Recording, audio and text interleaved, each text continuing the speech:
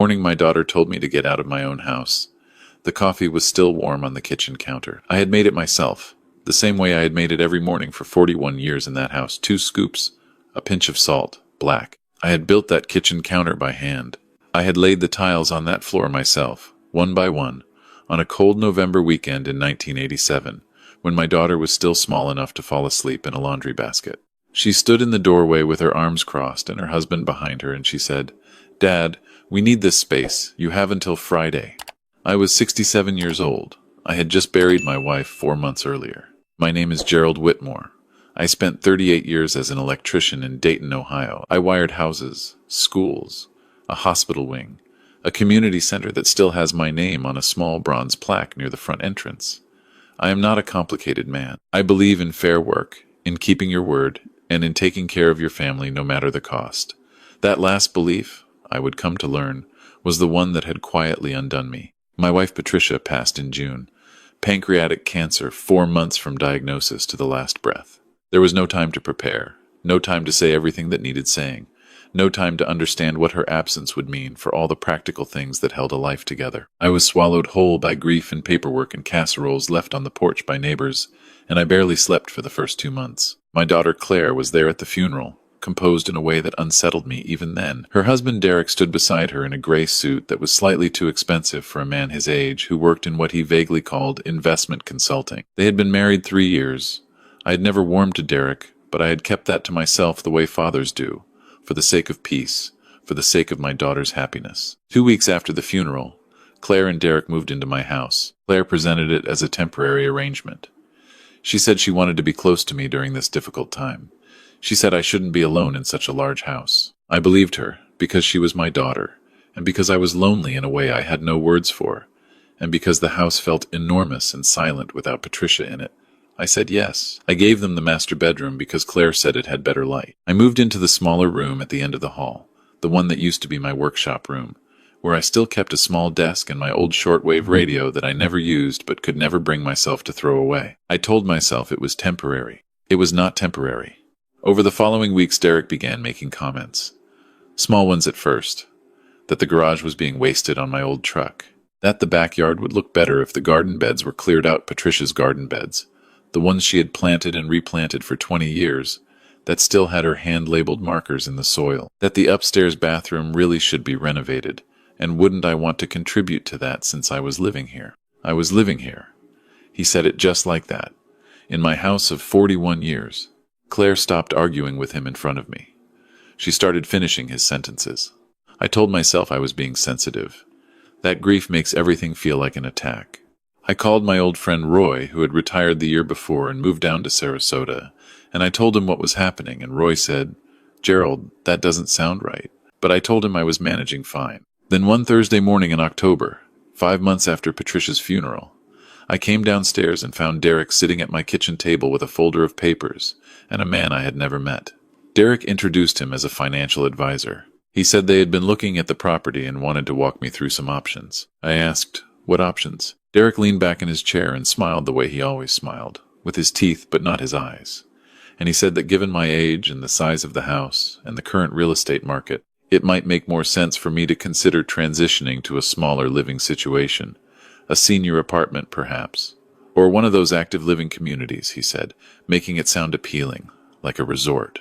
He had a brochure. I picked up the brochure. I set it back down. I told Derek that this was my house, that my name was on the deed, that I had no intention of going anywhere, and that the meeting was over. Derek's smile didn't move. He said he thought I might feel that way initially. That word. Initially. I didn't sleep that night. I lay in the small room at the end of the hall, and stared at the ceiling, and I thought about Patricia and what she would have said, and I thought about Claire at 7 years old asking me to fix her bicycle, and I thought about the tiles on the kitchen floor that I had laid myself, and I felt something cold settle into my chest that had nothing to do with grief. 2 days later, Claire came to me alone. She sat across from me at the kitchen table, and she held my hands the way she used to when she wanted something as a child. And she told me that she and Derek had been talking and that they thought it would be best for everyone if I started looking at other arrangements by the end of the month. The end of the month was 18 days away. I asked her what she meant by other arrangements. She said Derek's mother might be coming to stay, and the house would be crowded, and she thought I would be happier somewhere with people my own age. I told her that this was my house. She said, "Dad," and then she stopped, and she looked at her hands, and she said that Derek had spoken to a lawyer, and that given the circumstances, there were questions about the property arrangement since they had been contributing to utilities and upkeep, and there might be some grounds. I stood up from the table. I am not a man who raises his voice. Patricia used to say that the quieter I got, the more serious things were. I got very quiet. I told Claire to stop talking. I told her that I needed to make a phone call, and that when I came back I would like her husband to be out of my kitchen. I went to the small room at the end of the hall and I closed the door, and I sat at my old desk and I opened the top drawer. Inside was a legal envelope that Patricia had given me 8 months before she died. She had handed it to me one evening while we were sitting on the back porch, and she had said, "Gerald, I want you to have this.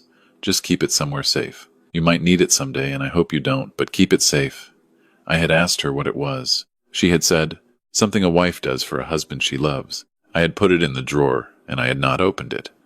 I don't know exactly why. Maybe because opening it felt like admitting she had known something was coming, and I hadn't been ready to think about that. I opened it now. Inside was a 2-page letter from a law office in Dayton Marsh and Callaway, estate and property law. The letter was addressed to me. It explained in careful legal language that Patricia had updated and formalized several documents in the months before her passing. The house had been placed in a revocable living trust with me as the sole trustee and beneficiary. There were instructions about the terms under which any other party could claim residency. There was a number to call. There was also a handwritten note from Patricia, on the yellow legal pad paper she always used for grocery lists and phone messages. She had written, "Gerald, you are too kind for your own good sometimes. This is so no one can take what we built together. Call Robert Marsh if you ever need help. He knows everything. I love you. P." I sat at that desk for a long time. Then I called Robert Marsh. He answered on the second ring, as though he had been expecting me. He said he was glad I called and that Patricia had told him I might take a while to get around to it. He said he had a few things to share with me and asked if I could come into the office the following morning. I said I could. I drove to the office of Marsh & Callaway on a gray Tuesday morning with the legal envelope on the passenger seat and Patricia's note folded in my shirt pocket. Robert Marsh was a small man in his 60s with a precise white beard and a very calm way of speaking that I appreciated immediately. He shook my hand and poured me coffee and sat down across from me and opened a file that was considerably thicker than I expected. He told me that Patricia had come to see him 14 months before she passed. She had been concerned, he said, choosing his words carefully, about certain financial patterns she had observed. She had reviewed the household accounts. She had noticed that over the previous 2 years, a significant amount of money had moved through a joint credit line that Derek had persuaded Claire to open, one that was technically connected to household expenses but had been used, Patricia had discovered, for things that had nothing to do with the household. Robert slid a document across the desk. It was a summary of transactions. I looked at the numbers and then I looked at them again because the first time I looked I thought I had misread. $240,000. Robert said Patricia had been meticulous. She had printed bank statements, cross-referenced dates, noted pattern. She had done this quietly over several months without saying anything to me because she had not wanted to cause me pain before she knew the full picture. She had brought everything to Robert and asked him to keep it on file. She had updated the trust documents and the power of attorney and everything else Robert recommended. She had said that she hoped it would never be necessary, but that she wanted Gerald protected. That was the word Robert used. Protected. I had to put my coffee cup down because my hands were not entirely steady. I asked Robert what the money had been used for. He said that based on the documentation Patricia had gathered, and additional research his office had conducted, it appeared that Derek had been systematically routing funds through a series of small investment accounts that existed on paper but generated no actual returns. Some of the transactions had characteristics consistent with what Robert called, again, very carefully, financial elder abuse, because some of those funds had originated from accounts jointly held by me and Patricia during the period when she was ill, and I was not closely monitoring statements. The room was very quiet. I thought about Derek's brochure for the active living community. I thought about Claire holding my hands at the kitchen table. Robert told me that, at his advice, Patricia had also filed a confidential report with the Ohio Attorney General's Consumer Protection Division 14 months ago. The case had been open and under review. My contacting him now, he said, would be helpful in moving things forward, if that was what I wanted to do. I told him that was what I wanted to do. What happened over the following 6 weeks was largely out of my hands. which was a strange feeling for a man who had spent his life doing things himself. Robert filed documents with the county that formally clarified the trust arrangement on the house, which meant that Derek and Claire had no legal standing to compel me to leave or to make property decisions without my consent. A letter was sent to the house by certified mail. Derek signed for it himself, which Robert said was perfect timing. Investigators from the Attorney General's office contacted Robert's office and then contacted me directly. They were professional and thorough. I gave them everything: the bank statements Patricia had organized, the transaction summaries, dates, account numbers. They had already gathered additional documentation I hadn't known about. Derek, it turned out, had run a similar pattern with at least 2 other families in the county. Patricia had not been the only one who noticed something wrong. She had simply been the most organized. Claire did not speak to me for 3 weeks. I understood that. I grieved it, in a different way than I had grieved Patricia, but I grieved it. On a Wednesday afternoon in the second week of November, 2 investigators and a deputy sheriff arrived at the house. I was in the backyard.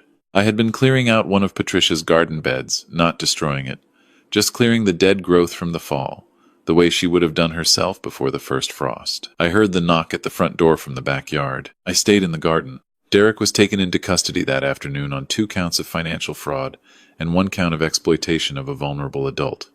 The last charge, Robert told me later, carried the most weight in Ohio. Claire was interviewed but not charged. She had, the investigators concluded, been largely unaware of the full scope of what Derek had been doing, though she had benefited from it.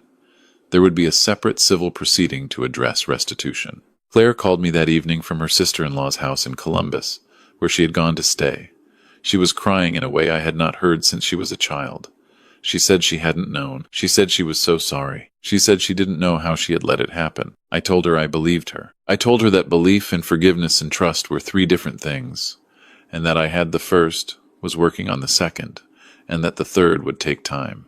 She said she understood. We talked for a long time that night, longer than we had talked in years, and it was painful and honest in the way that necessary conversations are. And when we hung up, I sat in Patricia's chair by the window, and I felt something shift in me that I couldn't quite name.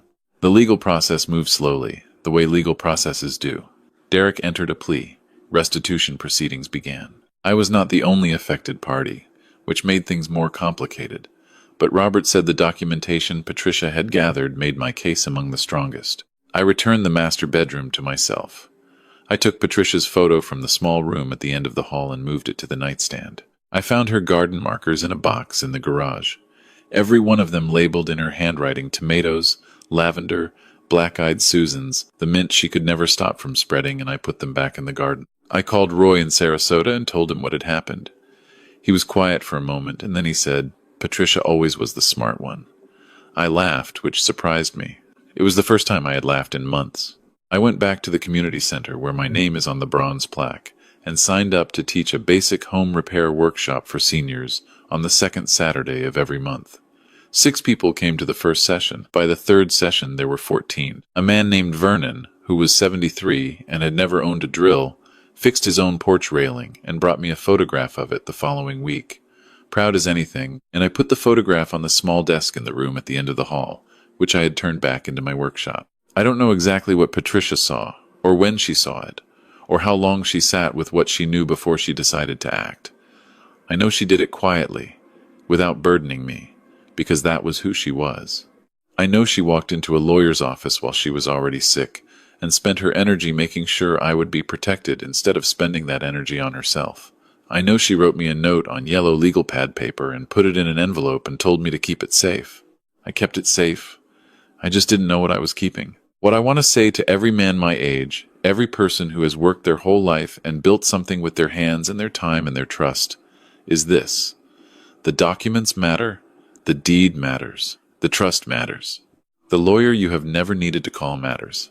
Not because the people you love will betray you, most of them won't, and I choose to believe my daughter is proof of that, but because the people around them sometimes will, quietly, in the margins of monthly statements, in the fine print of accounts you stopped checking because you trusted someone to check them for you.